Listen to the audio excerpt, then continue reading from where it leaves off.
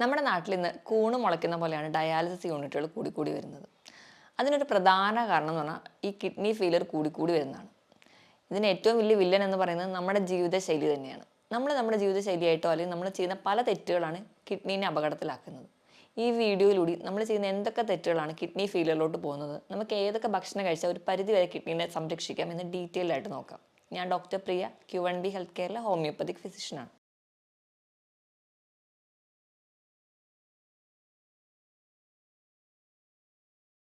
നമ്മൾ ചെയ്യുന്ന ചില തെറ്റുകൾ നമ്മൾ തന്നെ അറിയാതെ ചെയ്യുന്ന തെറ്റുകളായിട്ടോ നമ്മൾ അറിയുന്ന ഒരുപാട് തെറ്റുകൾ നമ്മൾ ചെയ്യുന്നതുകൊണ്ടോ കിഡ്നി ഇന്ന് കംപ്ലീറ്റ് ഫെയിലിയറിലോട്ട് പോകുന്നുണ്ട്. കിഡ്നി എന്ന് പറഞ്ഞാൽ നമ്മുടെ ശരീരത്തിൽ A to Z പ്രവർത്തനങ്ങളെ മാനേജ് ചെയ്യുന്ന ഒരാളാണ്. മൂത്രം അരിച്ച് പുറന്തള്ളുക എന്നുള്ളത് മാത്രമല്ല, നമ്മുടെ ശരീരത്തിലെ മറ്റു പല പ്രവർത്തനങ്ങൾക്ക് സഹായിക്കുന്നുണ്ട്. ചുവന്ന രക്താണുക്കളുടെ ലെവൽ മെയിൻറ്റെയിൻ ചെയ്യാൻ എറിത്രോപോയിറ്റിൻ എന്ന് പറയുന്ന ഹോർമോൺ ഉണ്ടാക്കുന്നു, വൈറ്റമിൻ ഡിയുടെ ലെവൽ മെയിൻറ്റെയിൻ ചെയ്യുന്നു, BP കൺട്രോൾഡ് ആക്കി നിർത്തുന്നു. ഇവയൊക്കെ കിഡ്നിയുടെ പ്രവർത്തനം കൊണ്ടാണ്. നമുക്ക് വേണ്ട ധാതുക്കളെയും ലവണങ്ങളെയൊക്കെ സോർട്ട് ഔട്ട് ചെയ്തെടുക്കുന്നതും ഈ കിഡ്നി തന്നെയാണ്. അപ്പം നമ്മുടെ ശരീരത്തിലെ ഒട്ടുമിക്ക പ്രവർത്തനങ്ങൾക്ക് സഹായിക്കുന്നതാണ് കിഡ്നി. ചെറിയ ചെറിയ അപകടങ്ങളൊക്കെ വന്നാലും കിഡ്നി പുറത്തോടുന്ന ലക്ഷണങ്ങൾ കാണിക്കാതെയൊക്കെ ഒരു പരിധി വരെ മാനേജ് ചെയ്തു പോകും. പക്ഷെ നമ്മൾ ചെയ്യുന്ന ചില തെറ്റുകൾ എന്തൊക്കെയാണെന്ന് തിരിച്ചറിഞ്ഞ് നമ്മൾ അതൊന്നും ചെയ്യാതിരുന്നാൽ തന്നെ ഒരു പരിധി വരെ നമുക്ക് കിഡ്നി ഫെയിലിയർ തടയാൻ പറ്റും. ഏറ്റവും ഒന്നാമതായിട്ട് പറയുകയാണെങ്കിൽ നമ്മൾ തന്നെ നമ്മളെ ചികിത്സിക്കുക. ഇന്ന് നമുക്കറിയാം മിക്ക ഇലകളോ അല്ലെങ്കിൽ പഴങ്ങളോ നല്ലതാണ്, അല്ലെങ്കിൽ ഇന്ന രോഗങ്ങൾ തടയാൻ ഇത് നല്ലതാണ് എന്നൊക്കെ കേൾക്കുമ്പോൾ തന്നെ നമ്മൾ ധാരാളമായിട്ട് അതങ്ങ് കഴിക്കും. ഏറ്റവും വലിയൊരു ഉദാഹരണം എന്ന് പറഞ്ഞാൽ കുറച്ച് കാലം മുൻപ് തന്നെ കൊളസ്ട്രോൾ നിയന്ത്രിക്കാൻ വേണ്ടിയിട്ട് നമുക്കറിയാം നമ്മൾ കഴിക്കുന്ന ഇരുമ്പൻ പുളി നല്ലതാണെന്ന് പറയുന്നത് കേട്ടിട്ട് ഒരുപാട് ആൾക്കാർ ഈ ഇരുമ്പൻ പുളി എടുത്ത് ജ്യൂസാക്കി അതങ്ങ് ദിവസവും കുടിക്കാൻ തുടങ്ങി. അവിടെ കൊളസ്ട്രോൾ മെയിൻറ്റെയിൻ അല്ലെങ്കിൽ കൊളസ്ട്രോൾ കുറയ്ക്കാൻ വേണ്ടിയാണ് നമ്മളിത് കഴിച്ചിരുന്നതെങ്കിൽ ഇപ്പുറത്തെ സൈഡിൽ ഓക്സലേറ്റുകൾ അടിഞ്ഞ് കിഡ്നി ഡാമേജ് ആവുകയാണ്. നമ്മൾ തന്നെയാണ് നമുക്ക് രോഗങ്ങൾ ഉണ്ടാക്കി വെക്കുന്നത്. ഇതുപോലെയാണ് മറ്റ് പല കണ്ടീഷൻസ് എടുക്കുകയാണെങ്കിലും ചില ഇലക്കറികൾ പൊതുവേ നമുക്ക് ശരീരത്തിന് നല്ലതാണ്. അപ്പോൾ ഇലക്കറികൾ പാകം ചെയ്ത് കഴിക്കുകയാണെങ്കിൽ നമുക്ക് ദോഷമില്ല. ഇത് തന്നെ നമ്മൾ അരച്ച് പിഴിഞ്ഞ് ജ്യൂസായി കുടിക്കുന്ന ആരാണെങ്കിൽ ഇത് നമ്മുടെ കിഡ്നിനെ നശിപ്പിക്കുന്നു. നെല്ലിക്ക നമുക്ക് നല്ലതാണ്, ഏറ്റവും നല്ല പോലെ വൈറ്റമിൻ സി ഉണ്ട്, ഏറ്റവും നല്ല റിച്ച് സോഴ്സ് ആണെന്ന് നമുക്കറിയാം.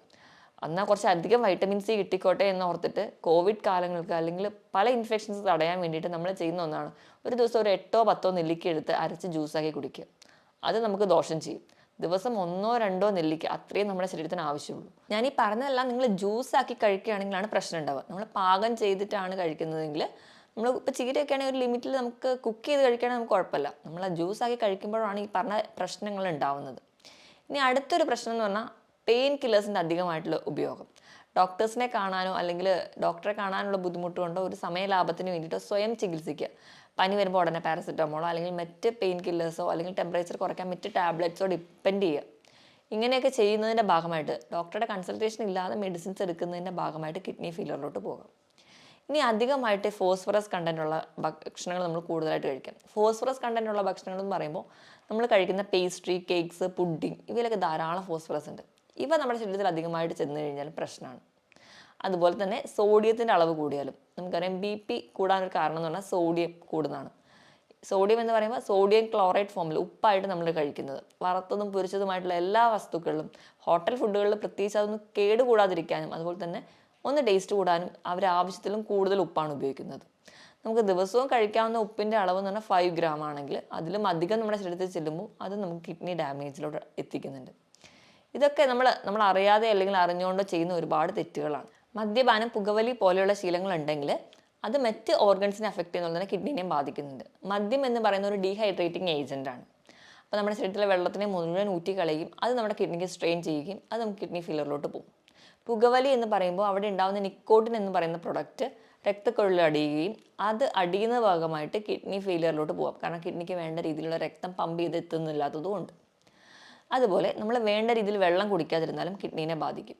നമ്മൾ ദാഹിക്കുമ്പോൾ മാത്രം വെള്ളം കുടിക്കുക അല്ലെങ്കിൽ ചോറുണ്ട് കഴിഞ്ഞ് ഒരു ഗ്ലാസ് വെള്ളം കുടിക്കുക, ഈ ഒരു ശീലമുള്ളവരാണെങ്കിൽ നമ്മുടെ ശരീരഭാരത്തിനനുസരിച്ച് വെള്ളം നമ്മുടെ ശരീരത്തിൽ എത്തിയില്ലെങ്കിലും നമുക്ക് കിഡ്നിക്ക് ഫെയിലിയറിലോട്ട് പോകാൻ കാരണമാകും. കാരണം നമ്മുടെ ശരീരഭാരം എടുക്കുകയാണെങ്കിൽ 25 കിലോയ്ക്ക് 1 ലിറ്റർ വെള്ളം, ഇതാണ് കണക്ക്. ഈ ഒരു കണക്കിൽ നമ്മൾ എന്തായാലും നിർബന്ധമായിട്ട് വെള്ളം കുടിക്കണം. അപ്പം അങ്ങനെ നിർബന്ധമായി വെള്ളം കുടിക്കാൻ അല്ലെങ്കിൽ കുടിക്കാൻ മടിയുള്ളവരാണെങ്കിൽ നിങ്ങൾ ബോട്ടിൽ രാവിലെ തന്നെ വെള്ളം എടുത്തു വെച്ചിട്ട് അത് കുടിക്കാൻ വേണ്ടി ശീലിക്കുക. എങ്കിലൊരു പരിധി വരെ കിഡ്നി അപകടത്തിലാവുന്നത് നമുക്ക് തടയാൻ പറ്റും. ഇനി ഉറക്കത്തിന് വലിയൊരു ഫാക്ടർ ഉണ്ട്. ഉറക്കം എങ്ങനെ കിഡ്നീനെ പ്രൊട്ടക്റ്റ് ചെയ്യുന്നു നോക്കിക്കഴിഞ്ഞാൽ ഉറങ്ങുമ്പോൾ ഒരു പരിധി വരെ ഒരു കുറഞ്ഞ അളവിലെങ്കിലും കിഡ്നിക്ക് ചെറിയൊരു റെസ്റ്റ് ഉണ്ട്. കിഡ്നിയുടെ ലോഡ് കുറച്ച് കുറവാണ്. അപ്പോൾ നമുക്ക് കിഡ്നിക്ക് ചെറിയൊരു റെസ്റ്റ് കൊടുത്താൽ തന്നെ അത് കുറച്ചധികം കാലം കൂടി ഓടാൻ സഹായിക്കും. ഇനി നമ്മുടെ ഭക്ഷണത്തിൻ്റെ കാര്യം എടുക്കുകയാണെങ്കിൽ നമുക്കറിയാം, നമുക്ക് കൂടുതൽ ഇഷ്ടം നോൺ വെജ് ഫുഡ് കഴിക്കാനാണ്. എത്ര രാത്രി വൈകിയാലും പുറത്തു പോയി ഭക്ഷണം കഴിക്കാൻ നമുക്ക് എല്ലാവർക്കും ഇഷ്ടമാണ്. അതുകൊണ്ട് തന്നെയാണ് നമ്മുടെ നാട്ടിൽ രാത്രിയാണ് കൂടുതലും ഹോട്ടലുകളൊക്കെ പ്രവർത്തിക്കുന്നത്. രാവിലത്തെ ബ്രേക്ക്ഫാസ്റ്റ് നമ്മളെല്ലാവരും തന്നെ സ്കിപ്പ് ചെയ്യാൻ റെഡിയാണ്. അതുപോലെ തന്നെ ഉച്ചത്തെ ലഞ്ച് നമുക്കൊന്ന് മോഡറേറ്റ് ആയിട്ട് കൺട്രോൾ ചെയ്യാൻ ഇഷ്ടപ്പെടുന്നവരാണ്. പക്ഷേ രാത്രി നല്ല ഹെവി ആയിട്ട് തന്നെ കഴിച്ചിട്ട് കിടക്കും. ഈ ഒരു ശീലം ഉള്ളതുകൊണ്ട് തന്നെ അമിതവണ്ണം നമുക്ക് പെട്ടെന്ന് വരുന്നു, കുടവയറ് നമുക്ക് പെട്ടെന്ന് വരുന്നു. അമിതവണ്ണമൊക്കെ വരുമ്പോൾ തന്നെ ഏറ്റവും വലിയ വില്ലനാവുന്നത് ലോഡ് കൂടുകയാണ് കിഡ്നിക്ക്. അപ്പോൾ കിഡ്നിക്ക് ഒരുപാട് സ്ട്രെയിൻ ചെയ്യണം. അതിൻ്റെ ഭാഗമായിട്ട് കിഡ്നി പെട്ടെന്ന് ഡാമേജ് ആവാം. അതുപോലെ തന്നെ നമ്മൾ പ്രത്യേകിച്ച് വ്യായാമം ഒന്നും ചെയ്യാത്തതും ഈ അമിതവണ്ണത്തിന് കാരണമാകും. നമ്മൾ ഒരുപാട് സെഡൻറ്ററി ലൈഫാണ്, നമുക്ക് നമ്മുടെ ജോലി അല്ലെങ്കിൽ നമ്മൾ കുറേ ഗാഡ്ജറ്റുമായിട്ടാണ് ജീവിക്കുന്നത്. അപ്പോൾ നമുക്ക് വ്യായാമം ഇല്ലാത്തതും കിഡ്നിയുടെ ലോഡ് കൂട്ടുന്നുണ്ട്. ഞാൻ ഈ പറഞ്ഞ പോലെ ഒരുപാട് ഇറച്ചി അല്ലെങ്കിൽ റെഡ് മീറ്റ് കൂടുതലായിട്ട് കഴിക്കുന്നവരാണെങ്കിൽ ഈ ഒരു അമിതവണ്ണം എന്നുള്ളൊരു ആംഗിൾ കൂടാതെ തന്നെ നമ്മൾ അധികമായിട്ട് റെഡ് മീറ്റ് കഴിക്കുന്നതിൻ്റെ ഭാഗമായിട്ട് നമ്മുടെ ബ്ലഡ് അസിഡിക് ആവുകയാണ്. നമ്മുടെ അസിഡിക് pH ബ്ലഡ് മാറും. ഇത് കിഡ്നിക്ക് കൂടുതൽ സ്ട്രെയിൻ ഉണ്ടാക്കുന്നുണ്ട്. ഇത് കിഡ്നിക്ക് കൂടുതൽ സ്ട്രെയിൻ ഉണ്ടാക്കുമ്പോൾ കിഡ്നി ഒരുപാട് ഫങ്ഷൻ ചെയ്യേണ്ടി വരുന്നു. അങ്ങനെ കിഡ്നി ഡാമേജിലോട്ട് പോകുന്നുണ്ട്. ഇതുപോലെ തന്നെ ഈ ഒരു പ്രോസസ്സാണ് യൂറിക് ആസിഡിൻ്റെ കംപ്ലയിൻസ് ഉള്ളവർ നടക്കുന്നത്. അവരും കൂടുതലായിട്ട് റെഡ് മീറ്റ് കഴിക്കുന്നു, ബ്ലഡ് ഒരു അസിഡിക് pH പോകുന്നു, ക്രിസ്റ്റൽ ഫോർമേഷൻ വരുന്നു, അവർക്ക് കിഡ്നി സ്റ്റോൺസ് ഉണ്ടാവുന്നു, അതും ഒരു കിഡ്നി ഡിസീസിലോട്ട് മാറുന്നുണ്ട്. അപ്പം മാക്സിമം നിങ്ങൾ നോൺ വെജ് പ്രോട്ടീൻസ് കഴിക്കാതെ കുറച്ചുകൂടെ വെജ് പ്രോട്ടീൻസ് അല്ലെങ്കിൽ വെജിറ്റബിൾസും ഫ്രൂട്ട്സും അതിനെ ബാലൻസ് ചെയ്യുന്ന രീതിയിൽ കഴിക്കാൻ വേണ്ടി ശ്രദ്ധിക്കുകയാണെങ്കിൽ ഒരു പരിധി വരെ നമുക്ക് കിഡ്നീനെ പ്രൊട്ടക്റ്റ് ചെയ്യാം. ഞാൻ ഈ പറഞ്ഞ ശീലങ്ങൾ, ഈ കുറച്ച് ശീലങ്ങളാണ് നമ്മുടെ കിഡ്നി ഡാമേജിലോട്ട് പെട്ടെന്ന് എത്തിക്കുന്നത്. മാക്സിമം ഈ ഒരു ശീലങ്ങൾ നമ്മൾ ചെറുപ്പത്തിൽ തൊട്ടേ ഒഴിവാക്കുകയാണെങ്കിൽ ഒരു പരിധി വരെയൊക്കെ നമുക്ക് കിഡ്നി ഡാമേജ് തടയാനും പറ്റും. ഇനി നമുക്ക് ഇങ്ങനെയൊക്കെയാണ് കിഡ്നി രോഗങ്ങൾ വന്നു പോയിട്ടുണ്ടെങ്കിൽ അല്ലെങ്കിൽ കിഡ്നി രോഗങ്ങൾ വരാതിരിക്കാൻ ഒരു പരിധി വരെ നമ്മുടെ ഭക്ഷണത്തിൽ എന്തൊക്കെ ശീലിക്കണം നോക്കാം.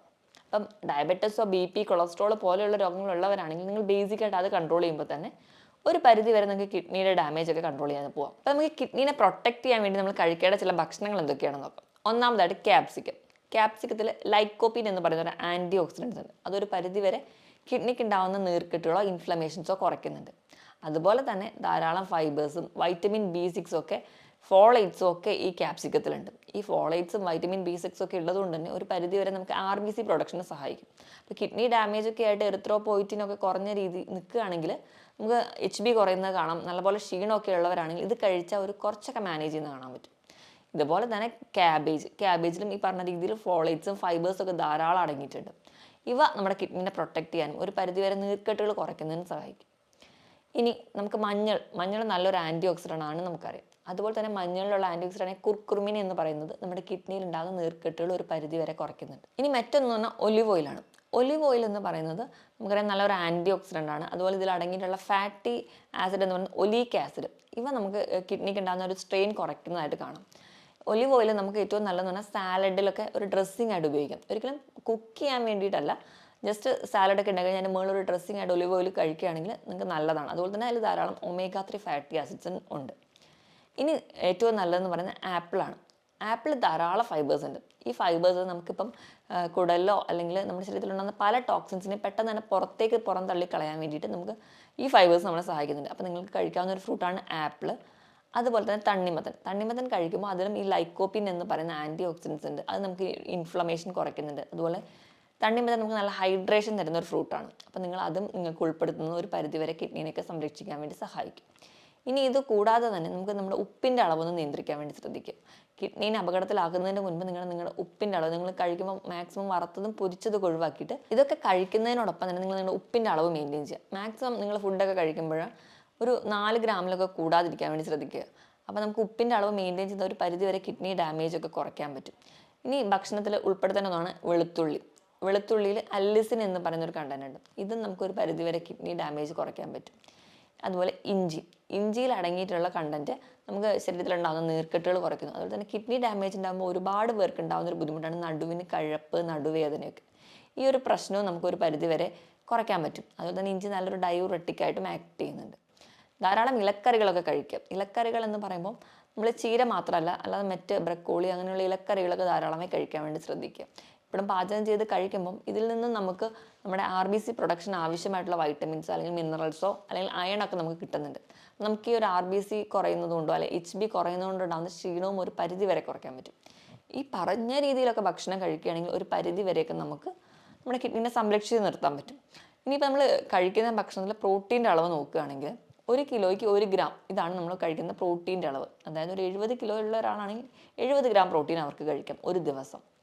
കിഡ്നി ഡാമേജ് ഒക്കെ സ്റ്റാർട്ട് ചെയ്തു അല്ലെങ്കിൽ ചെറിയ ചെറിയ ലക്ഷണങ്ങളൊക്കെ കണ്ടു തുടങ്ങിയിട്ടുണ്ടെങ്കിൽ നിങ്ങളുടെ പ്രോട്ടീൻ്റെ അളവ് കുറയ്ക്കുക. എപ്പോഴും നിങ്ങൾ പ്രിഫർ ചെയ്യേണ്ടത് വെജിറ്റബിൾ പ്രോട്ടീൻസ് ആണ്. പയറ്, കടല, പരിപ്പ്, കൂണ്, അതേപോലെ പനീർ ഇവയൊക്കെ കൂടുതലായിട്ട് കഴിക്കുക.